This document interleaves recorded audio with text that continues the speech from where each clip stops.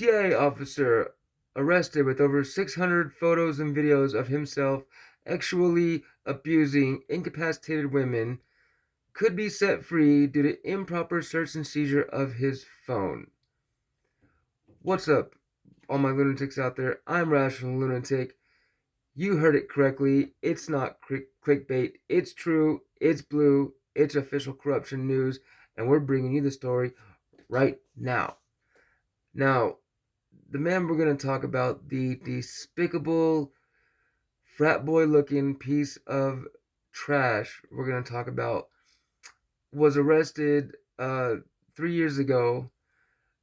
They found over 600 photos of him actually abusing incapacitated women that he met on on dating websites in and outside of the U.S.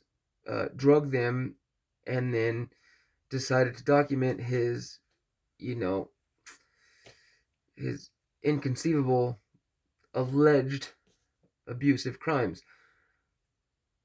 I mean, there really are no words. But with that being said, don't forget hit that like and subscribe button, and that little notification bell at the bottom so you can be notified every time we drop a new video. And let's get right into the story, shall we?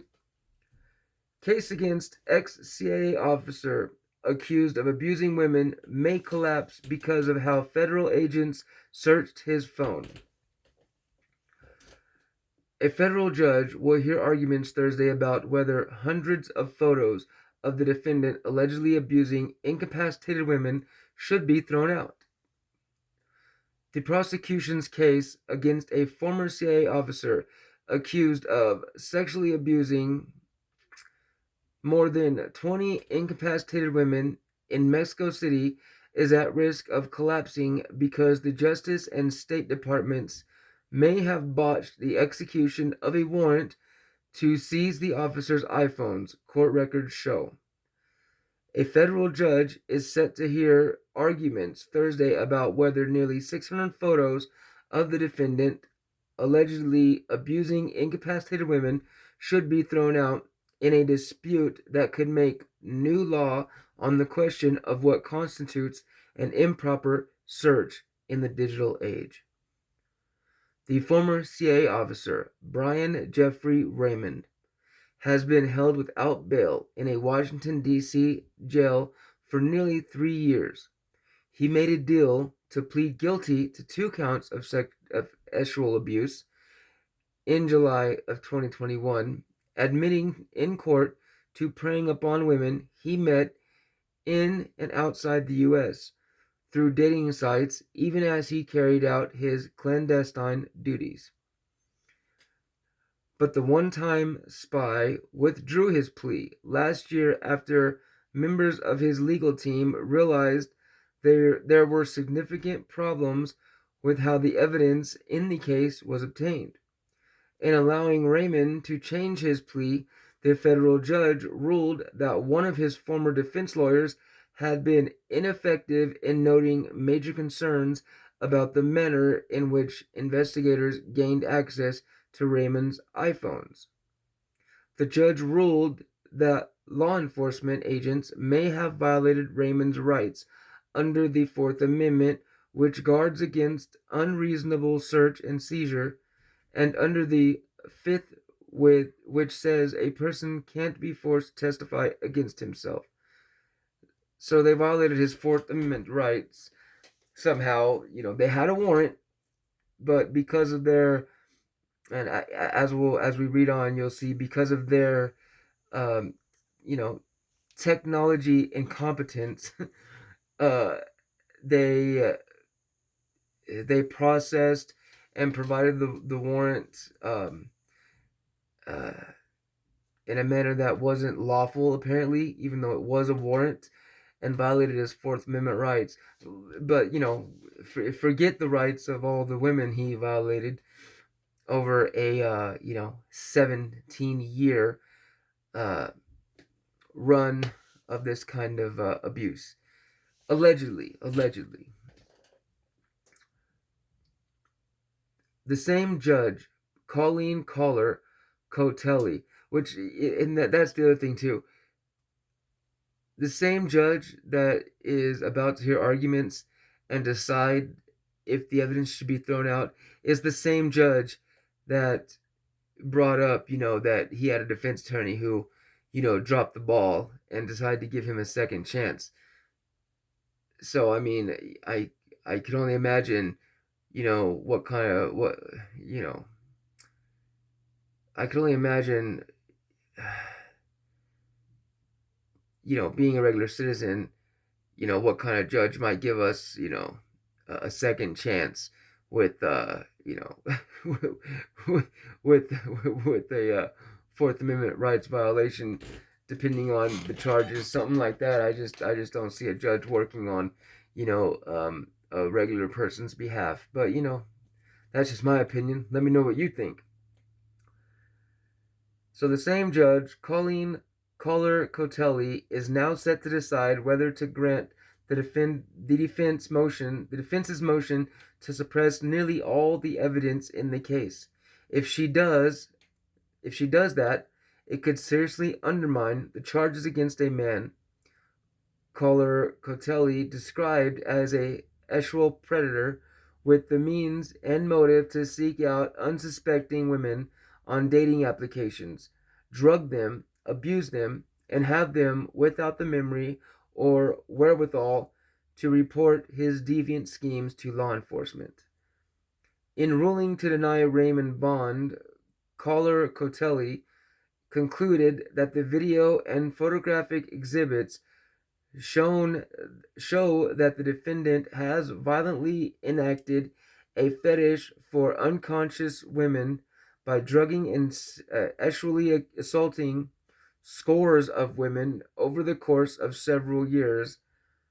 That evidence included Raymond's interactions with hundreds of women on dating sites, photos of a sexually aroused Raymond manipulating the bodies of unconscious women, interviews with victims, and evidence that he repeatedly searched the internet using terms including passed out girl, Ambien and alcohol and passed out, and deep sleep. So the same judge that called him a deviant sexual predator, is the one who let him overturn his plea. I mean, what do you think about that? I understand what the amendment's there for. I understand our rights, and I wholeheartedly believe in the Constitution and that the law should be upheld. But gosh, just something like that where there's indisputable proof, where he has documented his heinous acts, these heinous acts. I mean, how do you give that? How do you give a person like that a second chance? What I don't know. Anyway, let's read on. As part of his agreement to plead guilty to 2 charges, the FBI said Raymond admitted to having sexual intercourse with 2 of the women depicted when both were unable to appraise the nature of the conduct. In the plea agreement, the FBI said he also admitted that over the course of, I said 17, I was wrong, 14 years, he recorded and or photographed unconscious and nude or partially nude women and touched their breasts, buttocks, and or no areas while they were incapable of consent. His defense lawyers have now withdrawn that admission and dispute all charges against him. With the plea voided, he could face up to 25 counts. His attorneys also contend that all of the electronic evidence should be thrown out. So basically, they had already knocked it down from, since there was, they had at least 20, identified women. It sounds like here. But instead of giving them 20 or 25 counts of, sexual abuse against women, they knocked it down to 2 counts. He agreed to plead guilty, but now that all the evidence is probably, from what it sounds like, is going to be thrown out, now he could face up to all 25 counts. But I mean, who's going to get convicted without even any circumstantial evidence? I mean, at that point it becomes a woman's word against a CIA agent, and they can always use the argument like, any woman, any of these women, especially if they have a past, or any kind of record, wouldn't want to take an official down, or a CIA agent, or a cop down. They can always use that argument. So realistically, I mean, it looks like he has a really like amazing chance to get let off on all of this. I mean, what what the actual what the actual f is going on? But let's keep going. They say the photos of women found on the phone were used to establish the probable cause that led to the seizure of almost all of the other key evidence in the case from Raymond's iCloud account, his laptop, and other devices. So basically, once they had the phone and the evidence they found on the phones, and it said phones plural here, so I imagine they searched more than one. Maybe they had a warrant for one phone and they grabbed more than one. That's where they provided the warrant wrong. I don't know. I'm just speculating here, but that gave him probable cause to seize everything else he had and search all of his other accounts and his other devices. And now that those are all, can't use those, because if the phone was seized illegally, then then the probable cause was illegal, and everything else was seized illegally. But why would they even have probable cause to grab the phones in the first place, or a phone in the first place? Is that what it was? Was there a warrant for one phone? They grabbed multiple phones, and that's where they screwed up. I mean, how do you botch something so bad? I mean, God help us all. This is what our government is doing. Jesus. Mr. Raymond requests the court to do what it must in this case, to suppress all evidence that is fruit of the poisonous tree, defense lawyers wrote in a recent brief. Fruit of the poisonous tree? Motherfucker, you're the fruit of the poisonous tree, spreading your poisonous seed everywhere. You piece of garbage. Are you kidding me? Like, come on. The judge agreed in a ruling that there are viable concerns regarding the manner in which the warrant was executed, and troubling actions by law enforcement agents stemming from their admitted technological ineptitude. So their technological, ignorance is why they processed and served the warrant improperly. And their failure to plan. Bad planning. What are they doing? Giving these high level positions to freaking high school dropouts? Why? What the fuck? What the fuck? Now she will have to decide whether those concerns amounted to impermissible constitutional violations. Raymond's defense lawyers declined to comment, as did the Justice Department and the State Department, whose diplomatic security service agents were said by the court to have acted questionably when executing the warrant. So these weren't just regular cops. I mean, this was the Justice Department and State Department that served the warrant improperly. Again, who are they giving these jobs to? Legal experts consulted by NBC News were split on the likelihood that the defense will prevail. The defense raised several interesting, non-frivolous questions concerning the constitutionality of the search. NBC News contributor Chuck Rosenberg said, in the end, and this may just be my bias as a former federal prosecutor, it seems to me that the government has the better of the argument. The search, though unusual in some ways, was conducted lawfully, and the evidence seized should ultimately be admissible. Well, there it is. If the search was done lawfully, if the warrant was served lawfully, then yeah, then regardless of how questionable the search may have been, as long as it was, done in a lawful manner, that's all they need, right? I mean, and with those kind of, not just accusations, but with that kind of evidence, I mean, how could you throw that out? I mean, like the reports making it sound like the evidence, it has a good chance of being thrown out, and if so, this man has a great chance of being let go. But at the same time, you know, hearing it from the other side, it sounds like the evidence has a great chance of being upheld right where it was, which means he'll go back to probably taking his plea deal, because there's no way he's gonna take 25 counts. I don't know what kind of time those counts bring, but I know they're serious enough to where 25 of them, yeah, could be a lot of time, if not the rest of your time. But Florida attorney Nellie King, president of the National Association of Criminal Defense Lawyers, had a much different view of what she called a bungled warrant execution. Oh, it gets juicy.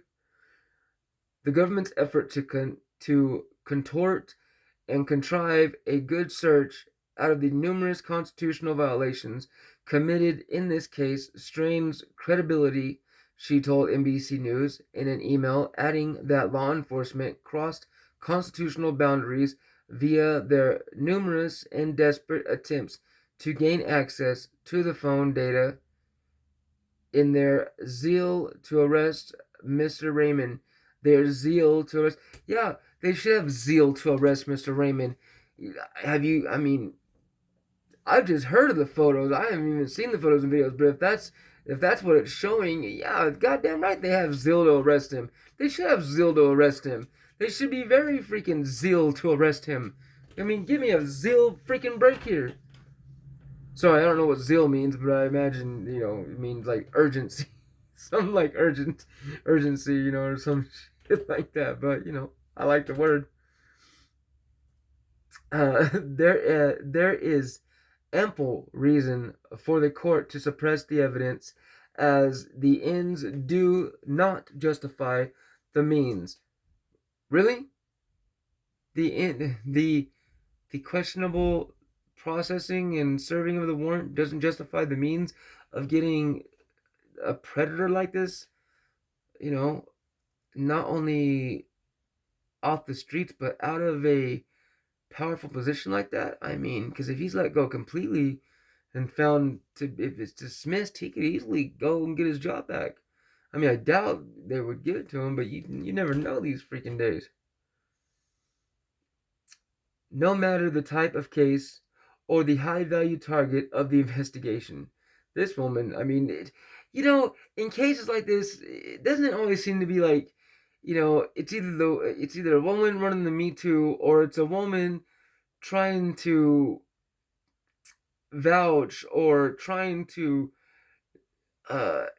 protect a predator, a vicious, vile predator. Like, then just maybe that's just me being an asshole, being biased or whatever. But it just seems like stories like this. It seems like there's always a woman there vouching for the wrong guy.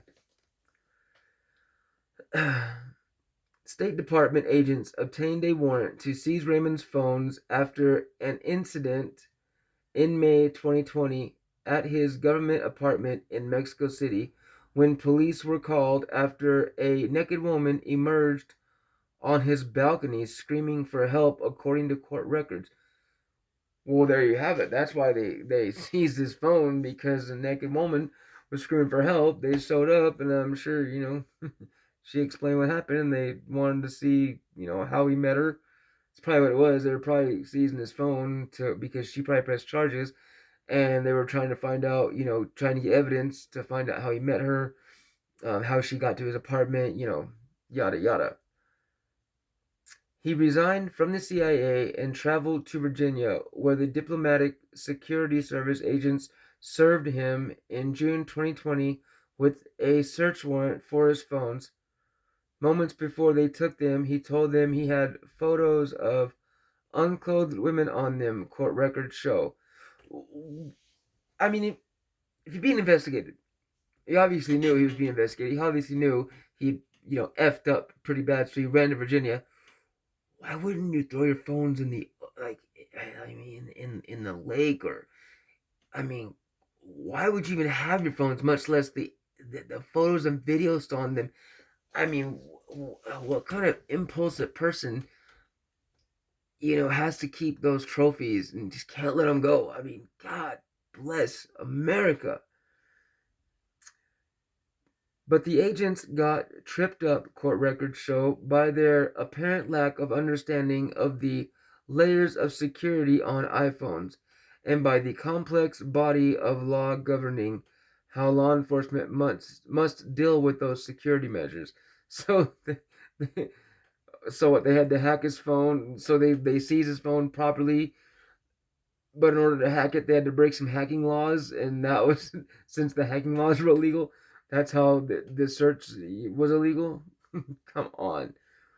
The two iPhones Raymond possessed, one personal, one for work use, were locked with encryption and could be unlocked with a passcode or a fingerprint, as is standard. The warrant allowed the agents to force Raymond to use his finger to unlock the phone, but courts have held that law enforcement can't force a target to give up his passcode because that would violate the Constitution's Fifth Amendment ban against forced self-incrimination.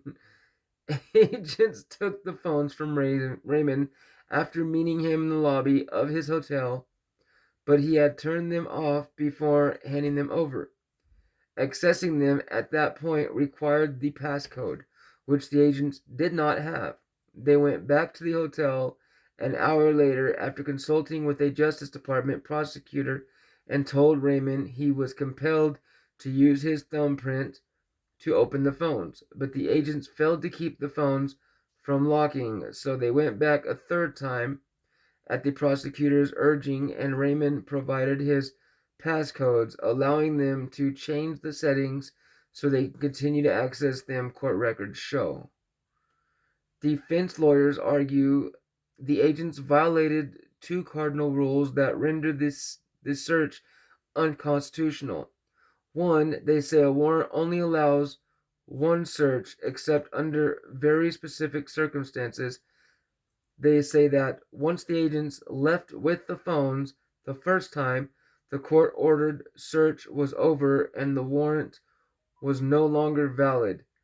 Two, they say the agents badgered Raymond and made him believe he was compelled to hand over his passcode. The agents' plan for executing the warrant shows they were doomed to fail because they had no viable plan for maintaining access after using biometrics to open the phones. Defense lawyers wrote in court papers, unfortunately, during the seizure, defense lawyers wrote in court papers. Unfortunately, during the seizure, the agents made matters worse by suggesting and allowing Mr. Raymond to turn his phones off, disabling biometric features, which was their only hope of gaining compelled initial access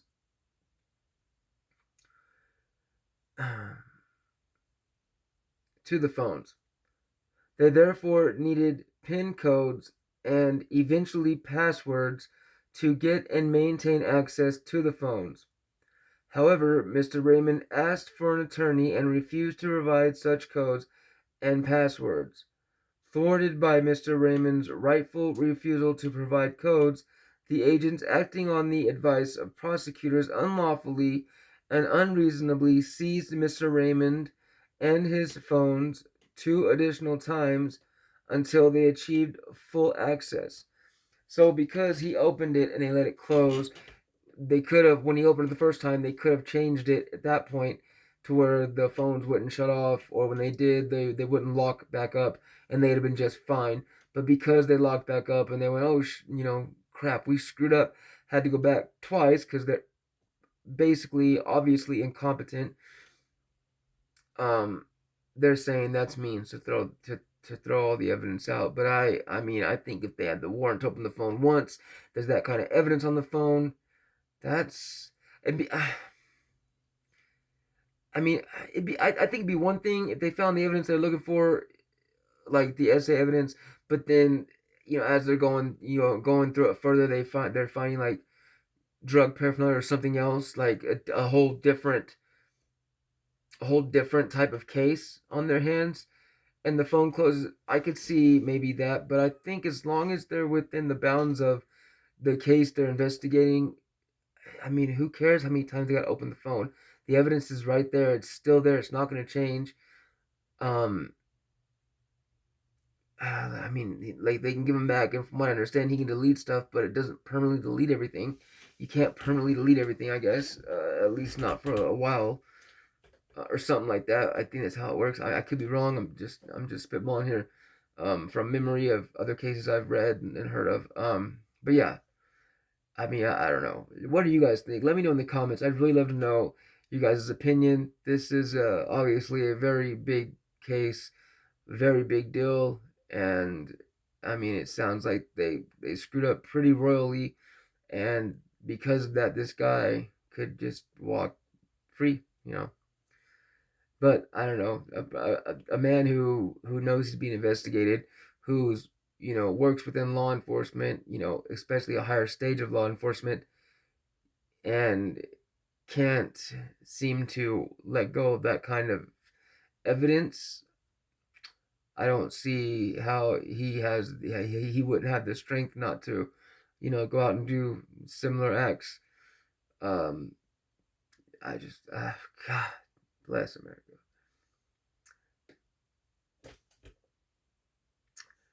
Uh, all the encounters between Raymond and the agents were recorded. The defense points out that the agents directly asked or suggested that Mr. Raymond give them his passcodes and passwords at least 27 times.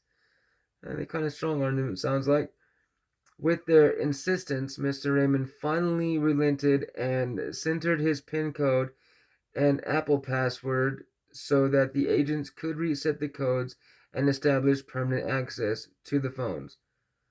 Notably, although the agents blurted out that this was voluntary.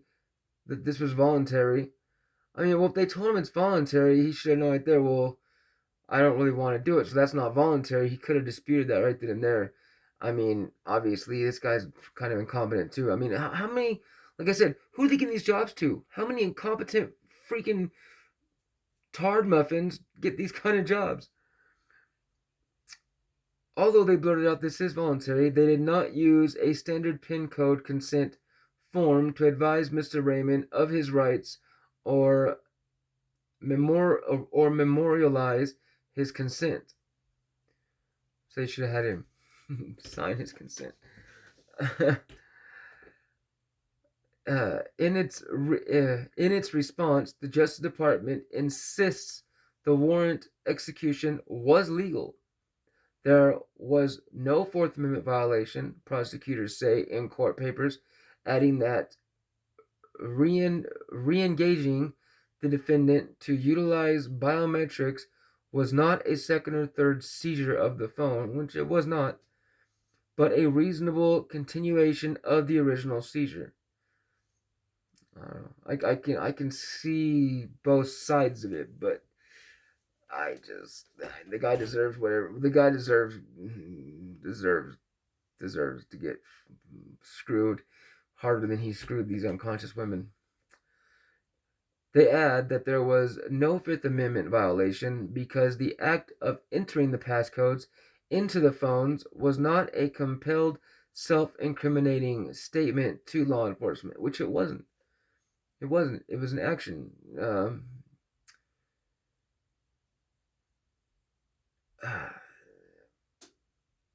Moreover, the defendant was not in custody and was not coerced to provide his passcodes.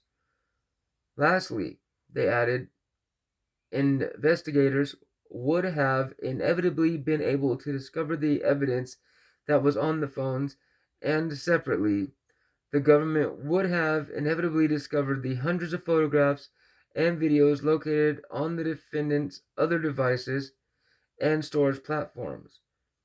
But even if the judge disagrees with all of that, prosecutors say the government's mistakes can be overlooked due to the good faith exception that say there was nothing wrong with the probable cause used to obtain the warrant and no accusation the agents acted maliciously, so whatever mistakes were made were not meaningful. The defense responded, the good faith exception does not apply to the unlawful execution of an otherwise valid warrant. The Supreme Court has never applied the good faith execution to execute an officer who was negligent himself and whose negligence directly led to the violation of the defendant's constitutional rights. The government took the unusual step of acknowledging Raymond's CIA affiliation in a 2021 request for information put out by the FBI. Raymond previously worked for many years at the Central Intelligence Agency. Yeah, and during those years, he was abusing countless amounts of women and taking countless amounts of photos and videos of it. Give me a break. Worked for the CIA for many years. It says the United States and internationally, in the United States and internationally. Raymond met many of his victims on various dating applications. He speaks both Spanish and Mandarin Chinese. Oh, so he can violate different cultures using different languages. That's awesome. Raymond is the second CIA case officer in recent memory to be accused of abusing incapacitated women. Holy crap, in recent memory, while on assignment abroad. This is the second officer in recent memory to be accused of this, overseas.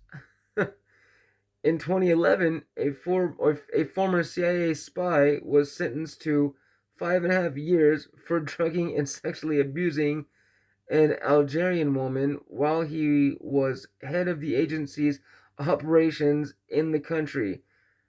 He had pleaded guilty after being accused of R-wording at least 2 women. Oh my goodness.